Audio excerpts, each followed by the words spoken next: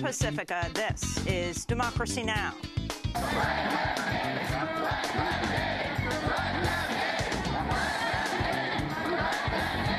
Let them in. That was the chant around the country this weekend as tens of thousands protested against President Trump's executive order barring entry to refugees and residents of 7 Muslim-majority nations.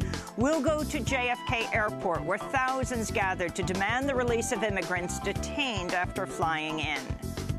I'm here as a Jewish American who is very aware of what we did just a couple generations ago, and I don't want to see us do this again. Muslims are my brothers, and they deserve to be here just as much as I do, and no person is illegal. We'll speak with a Sudanese graduate student at Stanford University who is detained at JFK, a lawyer from the ACLU whose lawsuit led a judge to stay deportations from airports for now, and 2 members of Congress, Seattle's Pramila Jayapal and Jerry Nadler of New York.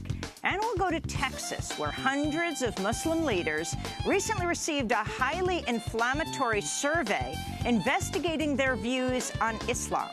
All that and more coming up.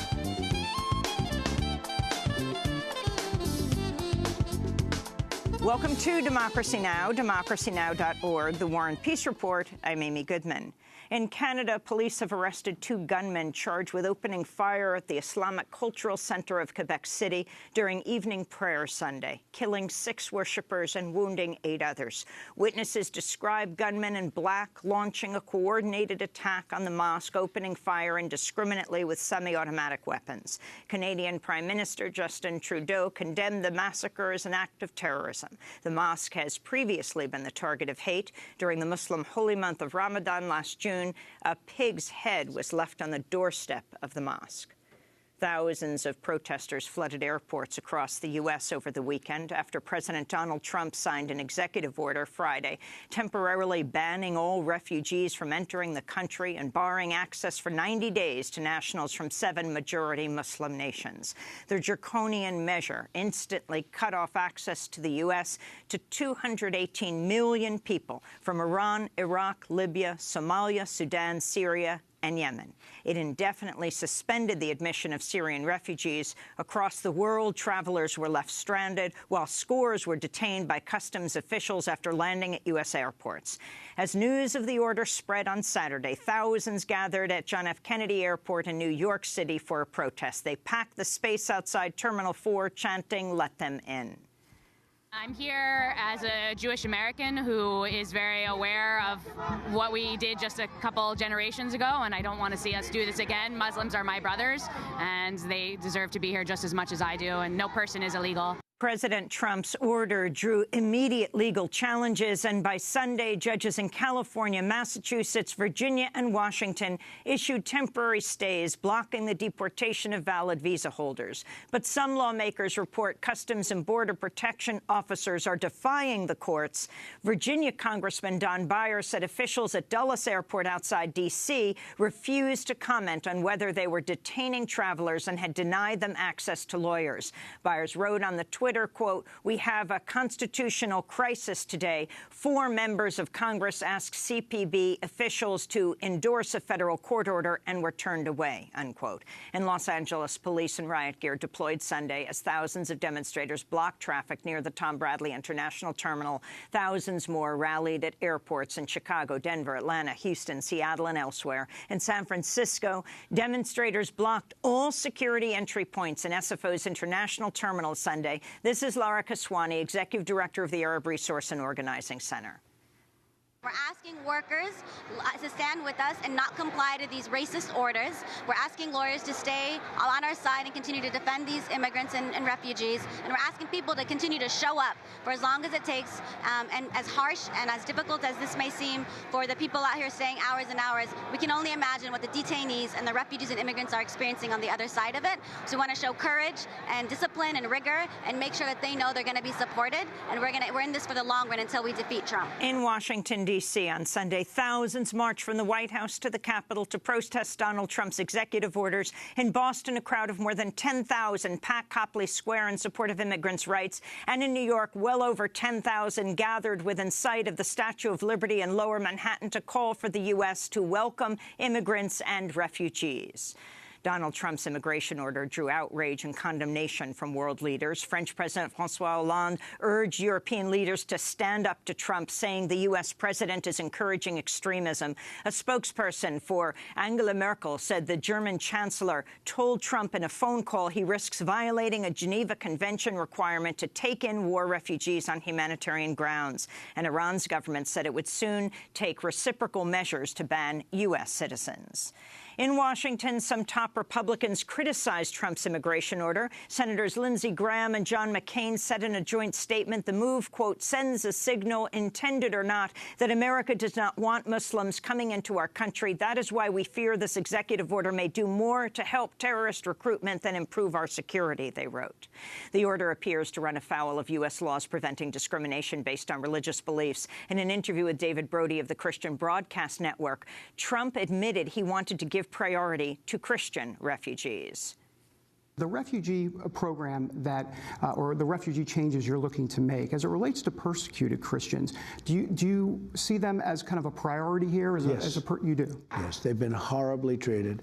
Do you know, if you were a Christian in Syria, it was impossible, at least very, very tough to get into the United States. If you were a Muslim, you could come in. But if you were a Christian, it was almost impossible. And the reason that was so unfair is that everybody was persecuted, in all fairness, but they were chopping off the heads of everybody, but more so the Christians. And I thought it was very, very unfair. So we are going to help them. Trump later walked back those comments, saying in a statement Sunday night his immigration ban was not about religion. But one of Trump's top advisors said Trump explicitly ordered a Muslim ban. This is former New York City Mayor Rudolph Giuliani speaking on Fox News Saturday. I'll tell you the whole history of it. So when he first announced it, he said Muslim ban. He called me up. He said, put a commission together. Show me the right way to do it legally. I put a commission together with Judge Mukasey, with Congressman McCall, Pete King, a whole group of other very expert lawyers on this. And what we did was we focused on, instead of religion, danger. The areas of the world that create danger for us, which is a factual basis, not a religious basis. Perfectly legal, perfectly sensible, and that's what the ban is based on. Meanwhile, White House Policy Director Stephen Miller said Saturday the Trump administration is considering a policy requiring foreign visitors to disclose all websites and social media sites they visit and to share their contacts in their cell phones. Failure to comply would be grounds for deportation. After Headlines will air a report from JFK Airport and host a roundtable discussion on Trump's immigration order. In Texas, a mosque went up in flames just hours after President Trump signed Friday's executive order. Police have opened an arson investigation into the fire, which completely destroyed the Islamic Center of Victoria around 2 a.m. Saturday. Meanwhile, a Massachusetts man faces hate crimes charges after he kicked and mocked a Muslim woman wearing a hijab in a lounge at JFK Airport in New York. Police say the man shouted, "Trump is here now. He will get rid of all of you." In Greece, members of the neo-Nazi Golden Dawn Party held a torchlight parade in Athens Saturday, calling for a ban on migrants entering Greece. Among those marching was Member of Parliament Ilias Panagiotaros, who praised President Donald Trump's ban on Muslim refugees and immigrants. We just see tens of thousands of illegal immigrants in our country and hundreds of thousands others that have already come to Greece years ago. And our country is an open field. Everyone can come whenever they want, and they can leave whenever they want. We would like to follow a policy like Donald Trump is doing in the States right now. Golden Dawn is the third largest party in the Greek parliament. Its members have been arrested for assaulting and murdering immigrants and political opponents, and the group's emblem is a red and black flag resembling a swastika. In October, the party endorsed Donald Trump in the U.S. election. In Washington, D.C., thousands of anti-abortion activists gathered on the National Mall Friday for the annual March for Life rally, held each year near the anniversary of the 1973 Roe v. Wade Supreme Court decision legalizing abortion. Among those addressing the crowd was Vice President Mike Pence, who became the highest-ranking official ever to attend the gathering in 44 years. Pence predicted Donald Trump's next Supreme Court appointee would roll back abortion protections.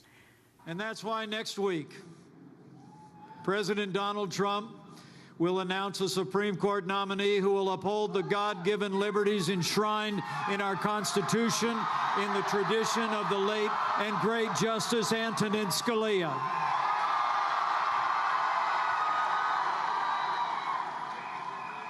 You know, life is winning in America. Last week, President Trump signed an executive order reinstating a global gag rule which bans U.S. funding for any international health care organization that performs abortions or even mentions abortion, or even if those activities are funded by non-U.S. money. Donald Trump has elevated Chief Strategist Steve Bannon to a top national security role while downgrading the roles of the Director of National Intelligence and the Chair of the Joint Chiefs of Staff. The move adds Bannon to the Principals Committee of the National Security Council, a role usually filled by the Secretaries of State and Defense and senior intelligence officials. Bannon's the former head of the right-wing Breitbart Media, a haven for white nationalist movement. Forbes magazine reports the 10 richest Americans added nearly $16 billion in wealth to their combined net worth since Donald Trump took office. Topping the list, Warren Buffett, whose net worth climbed by $2.5 billion to $74 billion in the week following January 20th. In North Dakota, the State House of Representatives has advanced a bill that would allow companies to conceal spills of oil, natural gas, and contaminated water. House Bill 1151 passed overwhelmingly last Wednesday. It would end a requirement that fossil fuel companies report spills at well sites of less than 10 barrels or 420 gallons. Meanwhile, the Army Corps of Engineers has begun accepting public comment on an environmental impact statement for the Dakota Access Pipeline. Members of the public have until February 20th to weigh in on the proposed $3.8 billion project, which has faced months of resistance from members of hundreds of indigenous nations as well as their non-native allies. In Yemen, U.S. commandos and helicopter gunships raided a village Sunday, said to be home to al-Qaeda leaders, and local medics said civilians were among the dead. It was the first military operation authorized by President Donald Trump. The Pentagon said it killed 14 al-Qaeda members, while one U.S. commando was killed and 3 wounded in the raid. The AFP news service reported as many as 8 women and 8 children were killed in the assault, among them the 8-year-old daughter of Anwar al-Awlaki, the radical cleric and U.S. citizen who was killed in Yemen by a U.S. drone strike in 2011. The girl's grandfather, Nasser al-Awlaki, said she suffered for hours after she was shot in the neck. She's the second child of Anwar al-Awlaki to be killed by the United States in Yemen after her brother, the 16-year-old American citizen, Abdurrahman al-Awlaki, was killed in a U.S. drone strike in 2011, 2 weeks after his father. As a presidential candidate, Donald Trump repeatedly promised to kill the families of terrorists, even though the practice violates international law. In Alabama, NAACP President Cornell William Brooks and 5 other civil rights leaders are due in court today, where they'll face misdemeanor charges stemming from their sit-in protest January 4th inside the office of Alabama Republican Senator Jeff Sessions. The 6 are demanding Sessions withdraw his name from consideration for Attorney General due to his opposition to the Voting Rights Act and history of making racist comments. After today's hearing, the 6 leaders are scheduled to join a rally outside Sessions' office in Mobile, where they say they might participate in another direct action. And the Screen Actors Guild held its annual awards ceremony on Sunday night, with Hidden Figures winning for Best Film Ensemble and Denzel Washington winning a Best Actor award for his role in Fences. The ceremony was dominated by statements of defiance against President Trump's ban on immigrants from majority Muslim countries. This is Julia Louis-Dreyfus, who won an award for her role in HBO's Veep. I want you all to know that I am the daughter of an immigrant. My father fled religious persecution in Nazi-occupied France, and I'm an American patriot, and I love this country. And because I love this country, I am horrified by its blemishes, and this immigrant ban is a blemish, and it is un-American. And those are some of the headlines. This is Democracy Now!, democracynow.org, The War and Peace Report. I'm Amy Goodman. And I'm Juan Gonzalez. Welcome to all of our listeners and viewers around the country and around the world. Thousands of protesters flooded airports across the United States over the weekend after President Donald Trump signed an executive order Friday temporarily banning all refugees from entering the country and barring access for 90 days to nationals from 7 majority Muslim nations. The draconian measure instantly cut off access to the United States for 218 million people from Iran, Iraq, Libya, Somalia, Sudan, Syria, and Yemen. It indefinitely suspended the admission of Syrian refugees. Across the world, travelers were left stranded while scores were detained by customs officials after landing at U.S. airports. As news of the order spread Saturday, thousands gathered at JFK Airport in New York City for an impromptu protest. Democracy Now!'s Nermeen Sheikh was there.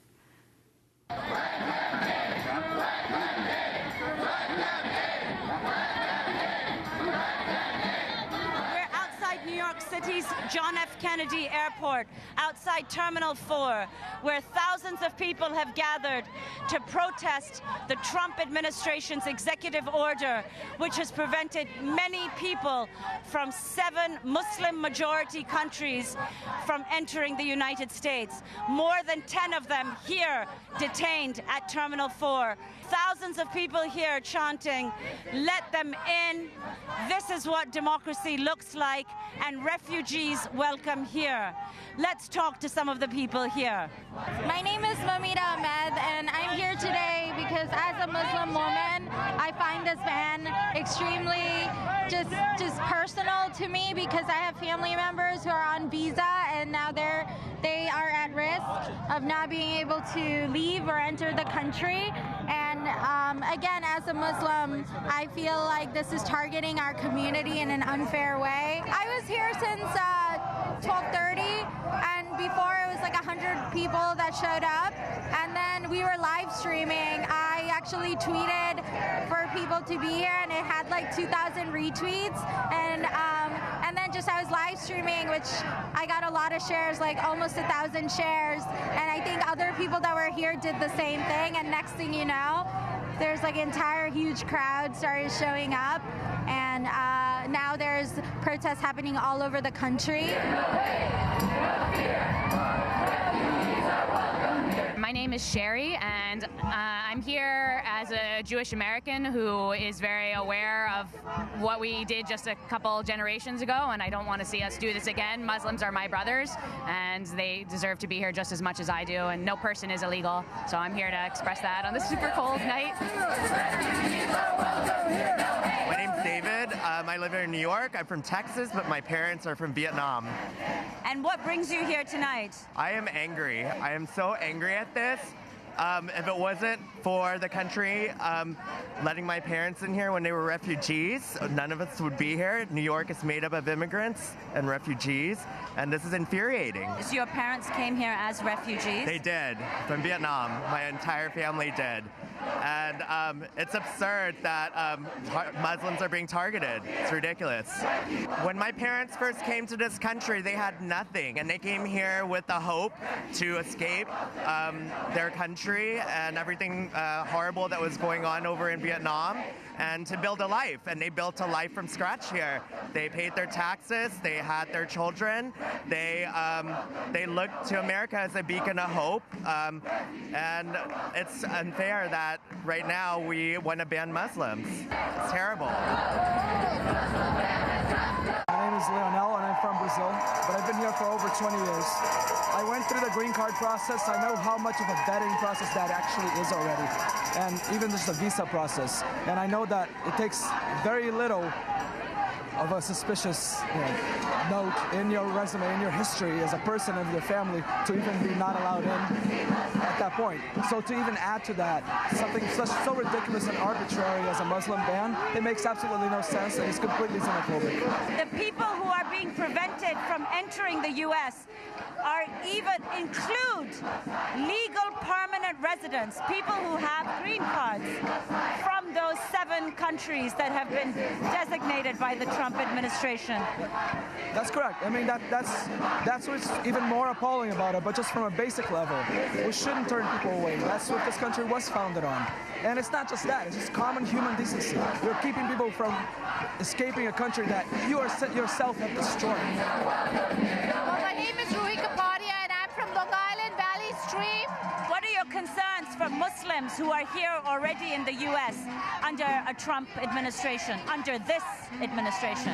Well, I would say all my Muslims brothers and sisters, there's nothing to fear. Your actions are more important. Keep doing what you're doing, and we are not going to do anything wrong. We are going to be unapologetic Muslims. I heard that there was one man that was released earlier today, and I hope that with the pressure of a lot of electeds were here tonight. I was standing with a bunch of city council people, thousands of people here, that the shame and embarrassment of doing this act and everyone seeing you will help it stop. Now, that being said, that's just today. So what happens like a month from now when people just, they're still stuck in their country, they're not here at the airport? This is the dramatic thing when they're here at the airport. I'm worried almost more about what happens a few weeks from now when people who were expecting to come here from refugee camps just can't come. We won't see those people. We're all very aware of the 10 or so inside. I'm worried more almost about what happens with the people we're not going to be as aware of, Outside a very cold Terminal 4 at New York City's John F. Kennedy Airport, I'm Nermeen Sheikh with Sam Alcoff and Anna Osbeck for Democracy Now!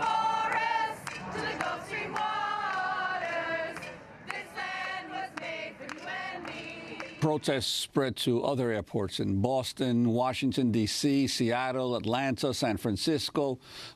President Trump's order also drew immediate legal challenges. On Saturday, the ACLU asked a federal judge to intervene in the case of 2 Iraqis detained at JFK Airport. On Saturday night, U.S. District Judge Ann Donnelly in Brooklyn ordered the men released as part of a nationwide stay on part of Trump's executive order. Her ruling temporarily blocked the deportation of valid visa holders, including those from countries listed in Trump's ban. In Boston, Carl Williams, a lawyer from the ACLU, announced the legal victory while standing in front of hundreds of protesters at Logan International Airport. The ACLU nationally filed for a writ of habeas corpus to stop this nationally. A judge in New York just granted that. The legal premise that we've learned tonight is that when we fight, Judges in California, Massachusetts, Virginia, and Washington quickly followed with similar rulings, and the Department of Homeland Security said Sunday it would comply with the orders. But some lawmakers report Customs and Border Protection officers are defying the courts. We'll be back with more on Donald Trump's executive order and the mass protests across the country. Stay with us. Then it's your land. This land is my land. From California, well, to the New York Island. From the Redwood Forest to the Gulf Stream waters. I tell you, this land was made for you and me.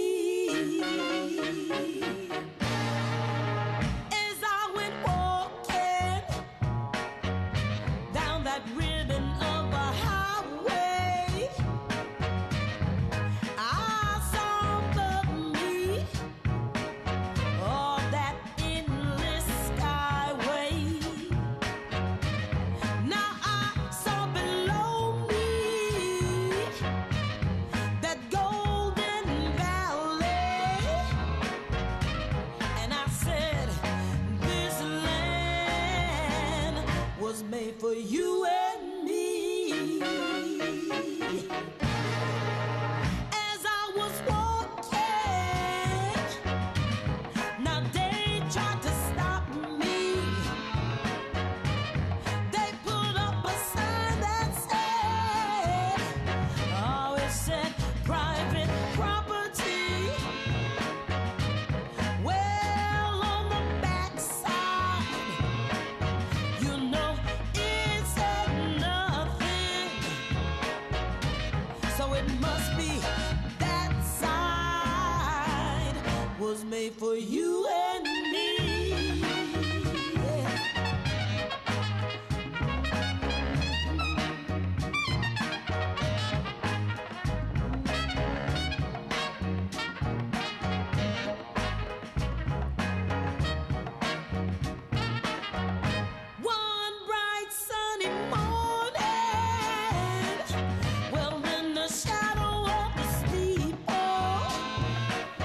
This Land is Your Land by Sharon Jones and the Dap Kings. This is Democracy Now!, DemocracyNow.org, The War and Peace Report. I'm Amy Goodman with Juan Gonzalez.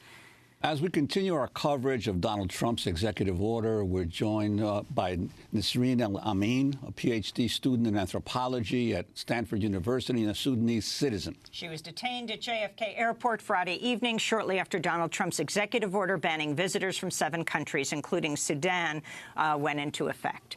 Welcome to Democracy Now! I'm very sorry for what you went through. Can you describe what happened to you at the airport, Nasreen? Sure. I boarded a plane in Sudan shortly after finding out about the executive order. I was trying to get back before it came into effect, but I missed the connecting flight. When I got in, I was escorted into a separate holding area. I was questioned extensively, in part, among other things, about my views about the political situation in Sudan, about whether or not I knew of radical groups in Sudan, whether I knew people who had radical views. I was asked to share my social media handles, not my passwords, but my social media handles. And I was asked to kind of sit tight and wait as they were trying to figure out what was going on, because the order had literally just been signed, or they were just getting notice of it, so the officers didn't really know what they were doing. And they told me eventually that I needed to get transferred to Terminal 4, which is a 24-hour holding area. And before doing that, I had to be patted down.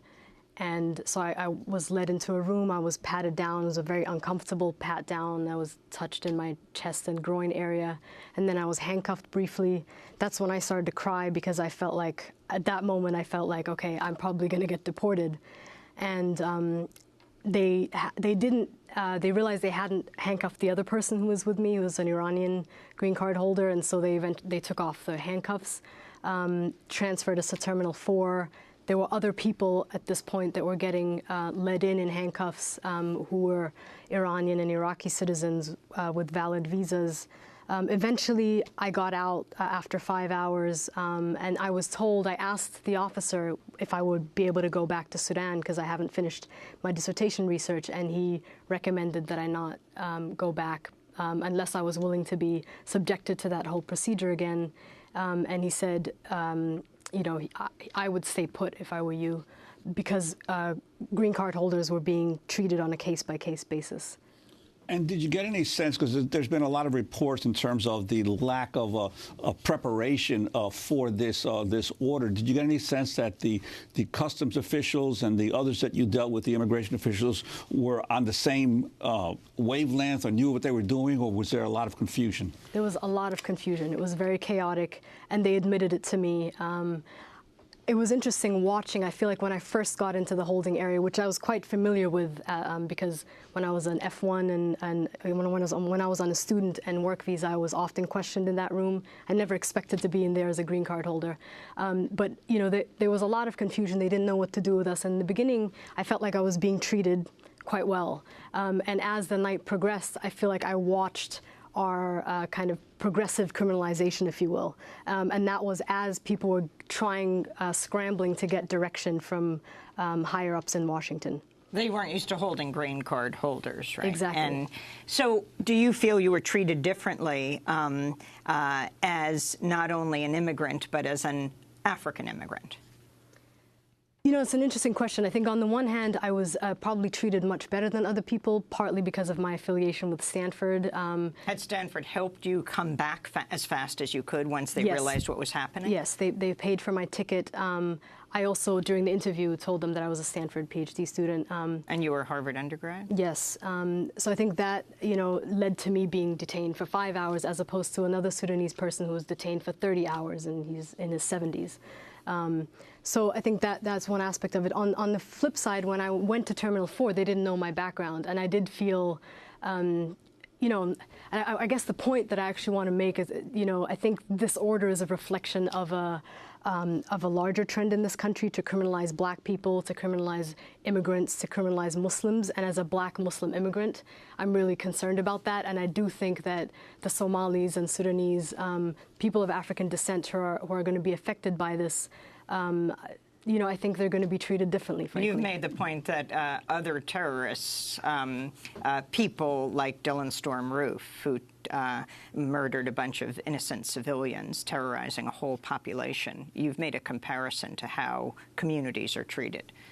Yeah, I think, I guess I want people to realize that, to imagine a ban on white Christian males from schools and churches where these kinds of terrorist acts have happened, like the one Dylan Roof committed, that would be nonsensical, and I think this is very similar. Omar Jadwad of the ACLU, your take, your organization's take on this executive order and what you did immediately? Yeah, well, I mean, the take on it, maybe not too much I can add to that analysis except put some legal gloss on it. The take on it is that Donald Trump promised us a Muslim ban when he was running for president. Within a week of taking office, that's what he ordered. That's unconstitutional. It's subject to being struck down by the courts eventually, and we've won the first victory in that process with the stay that was ordered on Saturday. There's more work to be done, obviously, in that process, but the degree to which this administration has been nakedly discriminatory. And it's unconstitutional. Why? Because the government can't discriminate against a particular religion. It can't favor one religion over another. And this does both, right? Not only does it ban people, it's an imperfect Muslim ban, right? Doesn't get every Muslim in the world, but it's a Muslim ban. And as Donald Trump himself explained, there's a specific provision to favor Christians from among the refugees that would otherwise be banned. So let's talk about exactly what happened in the courts. On Saturday, the ACLU asked a federal judge to intervene in the case of 2 Iraqis detained at JFK Airport. On Saturday night, U.S. District Judge Ann Donnelly in Brooklyn ordered the men released as part of a nationwide stay on part of Trump's executive order, her ruling temporarily blocking the deportation of valid visa holders, including those from the countries listed in Trump's ban. Now, if you could talk about who, Omar, these 2 Iraqis were. Yeah. One of the Iraqis, translator, who soldiers around the country started to stand up for, said he saved our lives. Talk about Darwish. And this is the face of who a Muslim ban hits, right? It's people like Nasreen, it's people like Mr. Darwish, who worked for the U.S. military for 10 years in Iraq, put his life on the line for our country in a way that most Americans don't. And because of what he did, was trying to come to the United States and escape the possibility of retribution for what he had done for our country. We have a special immigrant visa process for folks who have helped the military abroad. He got one of these visas, got fully vetted for it, went all the way through the process, gets to the airport, and they say, well, they told him, potentially that they were going to deport him back. Let's go to Hamid Darwish, speaking at JFK after he was released. This is the soul of the America. Now, this is what pushed me to move, leave my country and come here. And I'm very, very thankful to all the people who come to support me. Thank you very much. And always, when we are kids till now, we know America is the land of freedom. The land of freedom, the land of the right. What do you want to say to Donald Trump? I like him, but I don't know. This is a policy. I don't know. He's a president, and I'm a normal person. But I have a special immigration visa in my passport, me and my family, because I work with the U.S. government. I support the U.S. government from the other side of the wall. But when I came here, they said no, and they treat me as I break the rules or do something wrong. I surprised, really. That was Hamid Darwish speaking at JFK after he was released from detention. But I want to ask you, the judicial order prevents any deportations, but not the denial of visas, right, to people coming into the country. Right, and that's one of the reasons I say that there's much more work to be done in terms of challenging this ban and in terms of striking it down. Finally, this is the first step, and it's an important victory, obviously, for the people who, have been stuck in airports. But more generally, it's a demonstration of the fact that both the courts, can stand up to the president on these issues, and that people around the country can make a huge difference by turning out and by supporting immigrants who are being threatened by the Trump administration. I mean, the turnout was astonishing around the country. Thousands of people flocking to the airports. Vedave Desai is with us, who is the executive director and co-founder of the New York Taxi Workers Alliance. It's an alliance that represents, 18,000 taxi drivers in New York City. So on Saturday from 6 to 7 Eastern Time, you organized taxi drivers to not pick up passengers at JFK. Is that right? Why? That's right. We were at Terminal 4. We were outraged by the so-called executive order. I mean, it's absolutely inhumane and cruel. And we are a workforce that's largely Muslim and Sikh. And we know that, when the flames of Islamophobia are fanned, and now by the presidency, it has a ripple effect on everyday people in this country. We've known through the years that taxi drivers, who are 20 times more likely to be killed on the job than any other worker, have often been the workers that have been the victims of hate crimes. And so what happened? It was just... How many taxis? They just wouldn't go to Terminal 4? That's right, yeah. I mean, it was an act of solidarity. It was an act of consciousness. What is happening in this country is not normal. We refuse to accept this as normalcy. We are a better humanity than this. You called on Uber as well, but they didn't abide. We in New York City, we have over 19,000 members, and it includes Uber drivers. But Uber as a company sought to take advantage of our strike, and, of course, it's backfired. People have been really outraged, but it's not surprising because the CEO of Uber is an advisor to the president, and Uber has an absolutely atrocious policy in its treatment of the workers. And in many other cities around the country, you have taxi fleets are largely manned by immigrant and many of them Muslim drivers. Is your sense that there's going to be any connections between your group and others across the country? Absolutely. Yesterday in Philadelphia, the Taxi Workers Alliance of Pennsylvania went on a similar solidarity strike and stood with the protesters in San Francisco, in Austin, Texas, in Houston.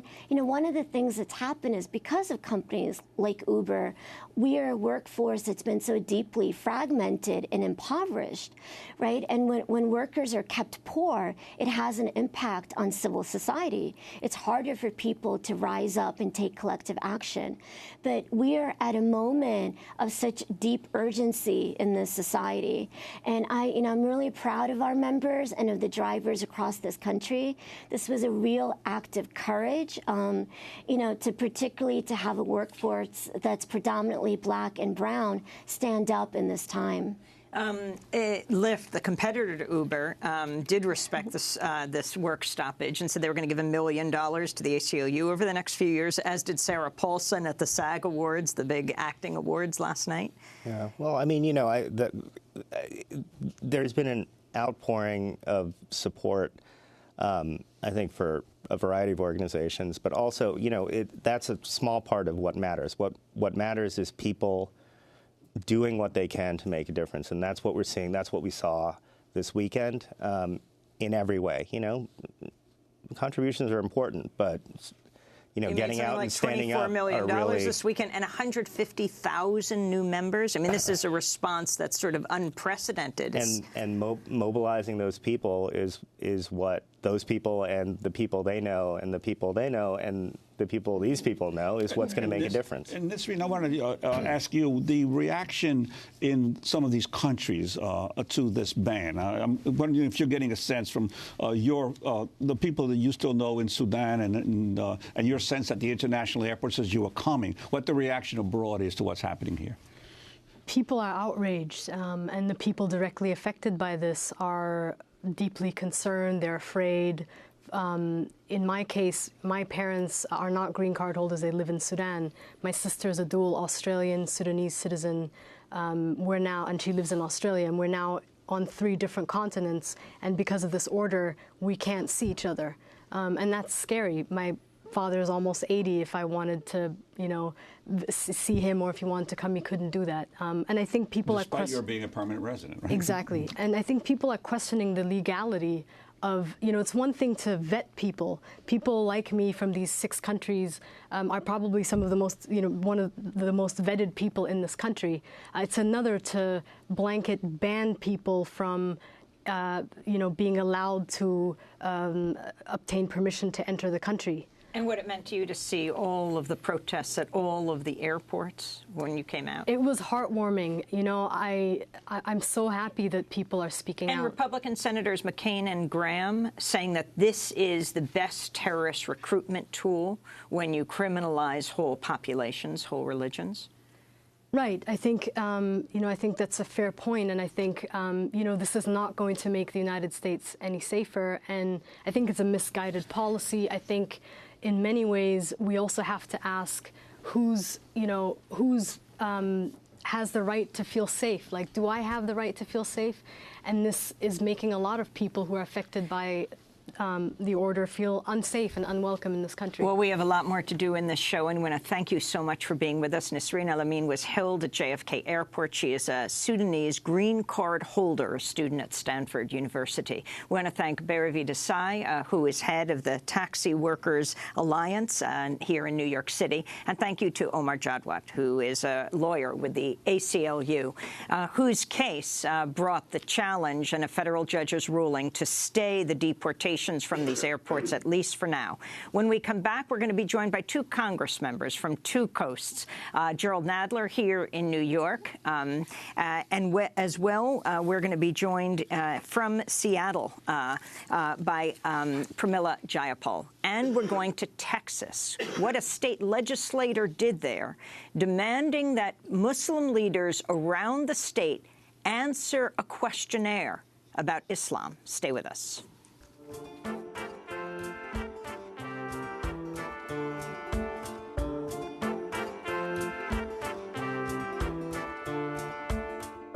Words of truth, give me hope now. Words of truth, and blow the rain. Words of truth, see the world now. Words of truth, please come again.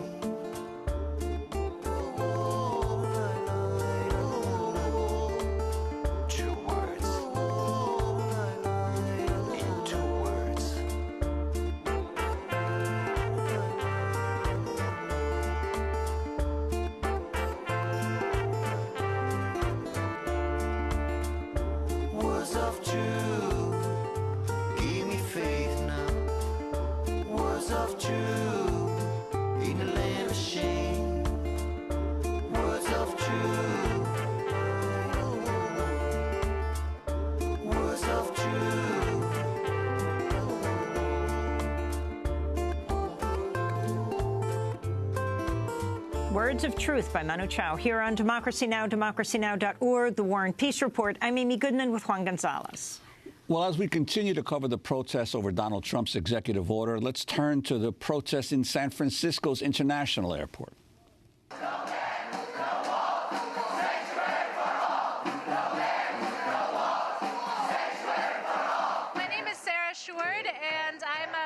And a journalist and an activist against prisons and now against fascism. And we've been occupying this airport for almost 36 hours. And everywhere I go, it's been women, young people, people of color.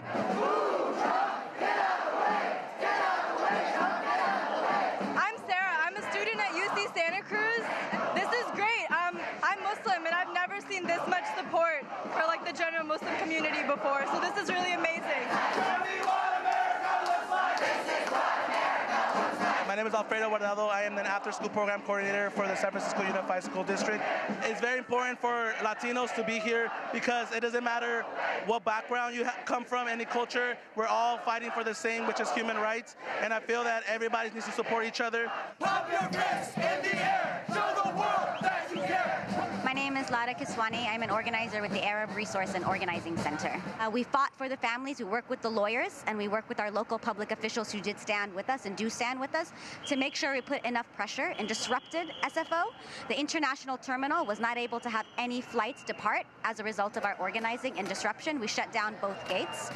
We were allowing flights to arrive in order to make sure that we got our families in, and ultimately we found out very recently that all the families that were detained are released. This is just a small testament of what's to come. We have started a movement of resistance to Trump, a movement that is built on a history of resistance in this country to fascism and U.S. imperialism, and we continue to be committed to that, and we expect that we will win this. Voices from the protests at San Francisco International Airport. Special thanks to Juan Carlos Davila, as we're joined right now by two members, Democratic members of Congress, Gerald Nadler here in New York, who spent much of Saturday at JFK International Airport trying to free some of those detained inside, and Pramila Jayapal, who is at the protests at SeaTac Airport outside of Seattle. We welcome you both to Democracy Now! Also, Congressman Nadler, you were yesterday at Battery Park. Well over 10,000 organizers say maybe 30,000 people gathered and marched up to Federal Plaza. Talk about your response, who's been detained, how you got them out, and what you feel needs to be done. Well, we were told when we got to Nidhi Velasquez and I went to JFK Airport Saturday morning, and we were told by the lawyers there that there were 2 people being detained whose names we knew, who were clients of the lawyers, and 10 people whose names we didn't know, and no one could talk to any of them. We made our presence felt and talked to the CBP people, Customs and Border Protection people, incessantly through the day. And I like to think that we had an impact in getting 2 of them released. One was Hamid Darwish, who was on the you played a little while ago, and he was a fellow who had helped American troops. He was a translator. He put his life on the line for 10 years, helping the American military, and he was a target. He was a target of assassination attempts. He couldn't go back, and for us to threaten to deport him was not only immoral and disgusting, but ridiculous. There's a second person who was released Saturday night, who was on a different kind of visa. It was an immigrant visa, and that took, I'm sorry, a refugee visa. We had to get intervention from the secretary level in Washington. And he also, well, his wife, who is now residing in Houston, had worked with the American military, and so he was a target. So he was eventually released. But this whole thing with all these people was just disgusting. I mean, I looked at this whole thing. I said it was unconstitutional, illegal, and dangerously stupid. And the whole issue of green card holders as well being drawn into this dragnet, and now the administration is saying, well, henceforth from now on, that's not going to be a problem. Going forward. Well, you know, my wife teaches at Columbia in the graduate school, and a lot of foreign students there. And right after the election, they started telling the foreign students, don't go home for winter break, because God knows what this guy's going to do, and you might be stuck abroad. So some people didn't do that. But the idea that people who lived in this country, who work in this country, who went abroad or go abroad for a funeral or whatever, can't get back is also disgusting. And the idea that it's done on a religious basis it goes against everything this country supposedly stands for. So, Seattle Congressmember Pramila Jayapal, this is your first term in Congress. You yourself are an immigrant to this country. You were at the SeaTac protests, the Seattle airport. What are you going to call for when you go back to Washington? Well, we are essentially saying the same thing that Congressman Nadler said. This is inhumane and barbaric, and we want this president to rescind this executive order. You know, I was called to SeaTac at around 1 o'clock in the afternoon. I was there for 8 hours, same drill. We had to really force ourselves into talk to Customs and Border Protection agents. We were able to get 2 people that were put on a plane and were actually at the plane was at the gateway ready to take off, and we had to go and essentially hold the plane, we were finally able to get the 2 people off. They were finally given access to legal counsel. For a while, they were telling us they didn't have the right to legal counsel because they were being processed. But in fact, they were not in processing. They had already been released off the plane. And so we were finally able to get them legal counsel, and then they were released early yesterday morning. One gentleman, though, was sent back to Somalia before we got to him. So their family members were at SeaTac Airport and had been waiting, had been anticipating being reunited with their family member, and were left really wondering if there was a place for any of them in this country. And I think we had, I think, over 1,000 people at SeaTac within the course of an hour. And last night we had over 10,000 people here in downtown Seattle, protesters who really understand that this is not about immigration. This is about who we are as a country and what we're willing to stand up for. And it feels familiar after 9/11 when we had to fight the Bush administration around special registration and many other things like that. But we are back at it, and with a president who seems to not care about any of our institutions, and we hope that he actually does listen to the nationwide stay. And Congresswoman, the issue of the Trump administration has now tried to calm things down by releasing folks as a result of the protests. But the reports are coming from airports and embassies around the world now that the embassies, the U.S. embassies, are basically canceling all appointments of not only of people who are have already appointments set up for visas, but dual nationals. If you are, for instance, a British citizen and an Iranian citizen, or a German citizen and a Libyan citizen, that even folks who have citizenship in these other countries are being denied even the opportunity to get an interview or an application. Your sense of what this is happening, what this is doing around the world?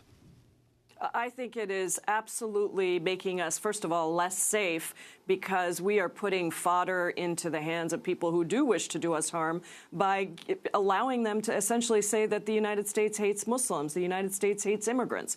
And but on top of that, I think that our standing as a country has taken a deep plunge since this president was elected, certainly since he's taken office, not only with this executive order, but his other executive orders around immigration, around building the wall.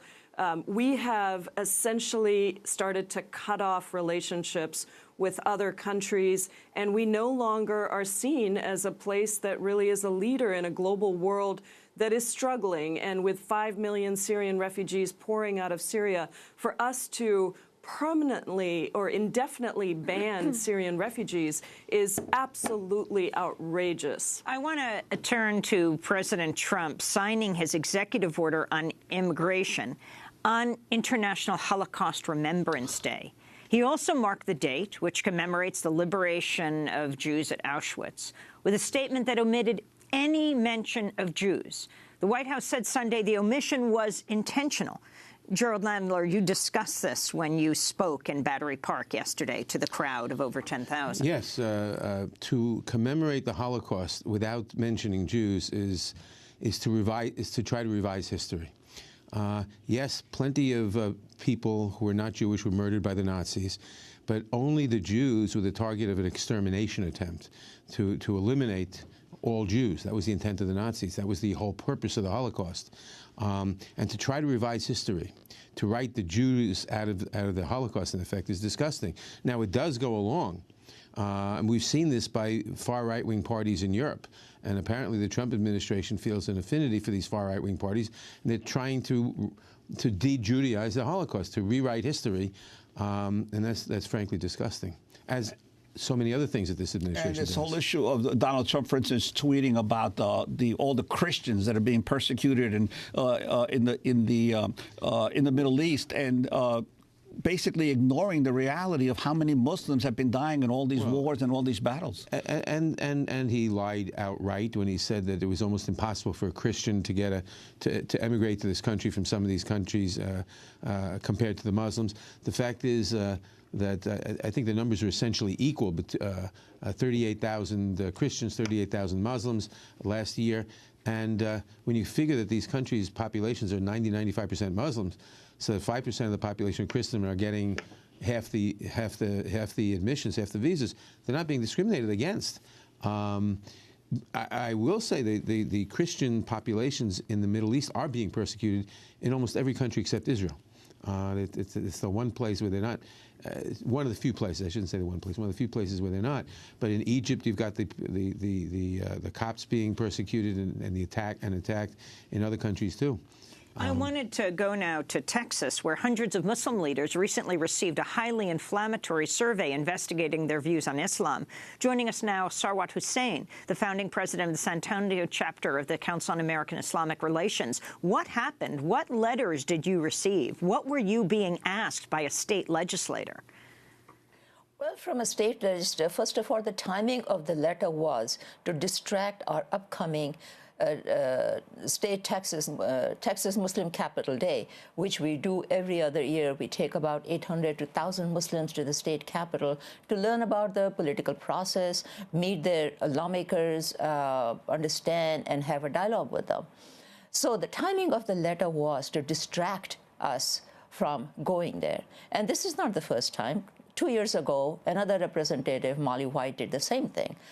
So we were shocked when we saw the letter. The letter was sent to me also. At the first glance, of course, you see that Representative Beardman does not have any knowledge of Islam whatsoever. This is the new state legislator who sent this out. He's a freshman. And he himself does not have knowledge, and people that are advising him are not any expertise in the scholarly study of Islam either. It is downright disgusting, offensive, intimidating. I mean, it hurts to see this coming from a lawmaker.